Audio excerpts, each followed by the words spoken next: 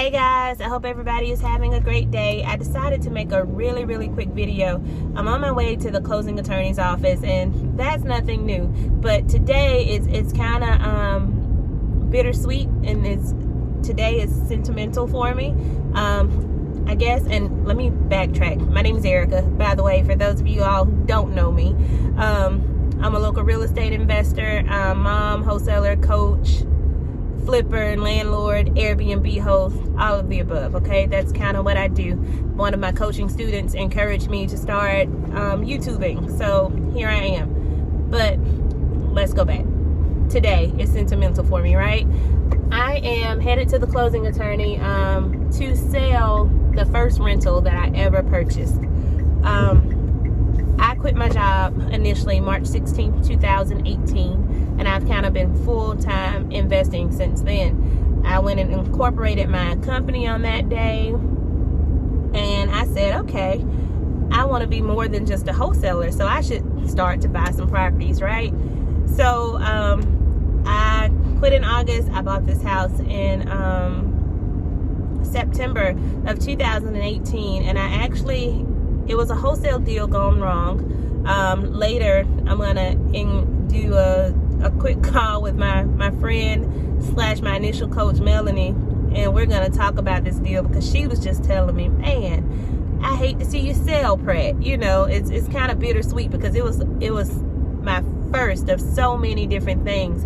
This was my first creative finance deal, my first ever rental, my first ever Airbnb.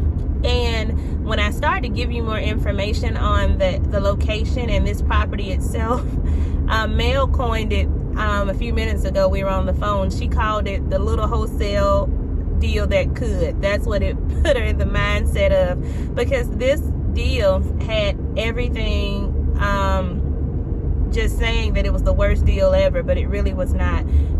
It was a wholesale deal gone wrong. There's this guy. He didn't even have the house under contract, but he was trying to sell it. I didn't know he didn't have it under contract or whatnot until after going to see it, and we couldn't move it or whatever. I thought, well, you know what? Wholesaling is a tool, right, in our tool belt. Let's do something different. So I reached in and I pulled out my creative finance tool, and I actually made the seller an offer. It was on outright, so I offered $22,500 at the time. I don't know if that was their asking price. I really can't remember, but I believe it was more. But I think they were initially asking closer to $50,000, but I offered $22,500 on terms with 10% down and 60 monthly payments of $354. So here we are today, August 26, 21.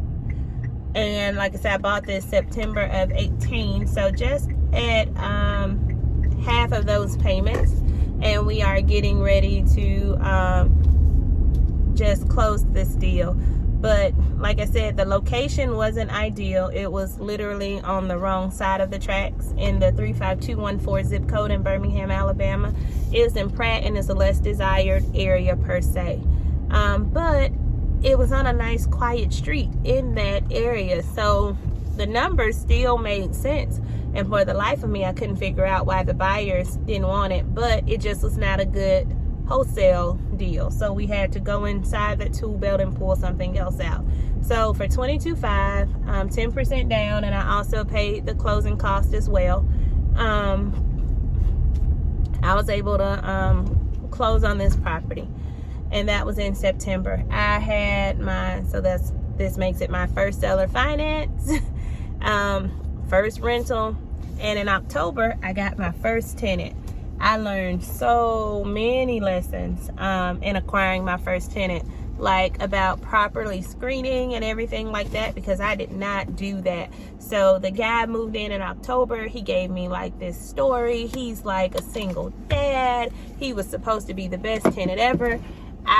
He was a non-Section 8 tenant, and initially, I'll be honest, I was like, well, I wanted to get somebody in there that would take care of the house because we did a lot of work. I'm gonna edit this video later just to show you guys the contracts, the terms, some before and after pictures of the property and everything like that. So he moved in October paying $850 a month. He did not make his He did not make his first payment in November. I think he was just late. And then December, same thing.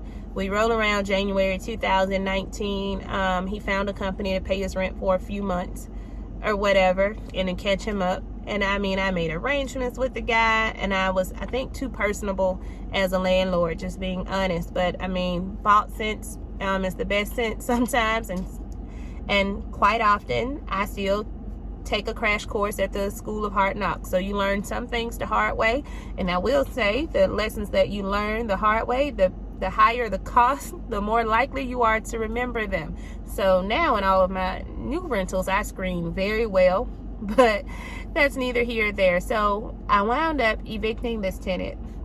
He completely trashed the place, right? So I think this puts us at about June or July of 2019. I had just hired my first VAs. They were in Jamaica, I think in April of 2019. And the guy trashed it. I even had a vandalism. I had to file a police report, and they got him for vandalism at the property. I don't think they ever brought charges against him, but the insurance had to come in. I think he did like $14,000 worth of damage to that house. So had the guys come in. We completely redid it again, right? I didn't necessarily want to rent it, but I kind of did. So I said, I'll put it back out here, and I'm going to screen these tenants the proper way this time, right? But my great friend Lisa was like, she was Airbnb-ing, and I was like, okay, I'm gonna try it. Now again, this wasn't the best location zip code wise. However, on this street that is located on, this little pocket, we even have like neighborhood watch on the street as well. So it's a really quiet street, quiet area. And my attorney Alan was like, you're gonna Airbnb it? I was like, yeah, I'm gonna give it a try. I don't have the exact numbers on me now, but when I get back to my office, I'm going to pull them up. So Airbnb it, I did it for like, I think $50 a night, and then there's like a $75 cleaning fee. And so it really worked out well. It really worked out well. Then I started to see that based on the location and the price, sometimes you would attract a different set of clientele. And so I would have to go make sure it was clean and all that stuff, and it brought in more than the rent. I was renting it for $850, Airbnb it, some months it brought in $2,500 to $3,000 a month. So it was cool and worth it. So I did that for a while. I don't know 2019's numbers offhand. Like I said, I should have prepped better for this video, but I am going to edit the numbers and put them in here. But I know in 2020, from just Airbnb, it was about, I think, $14,050 last year in income for 2020 from this particular property. So that was pretty good.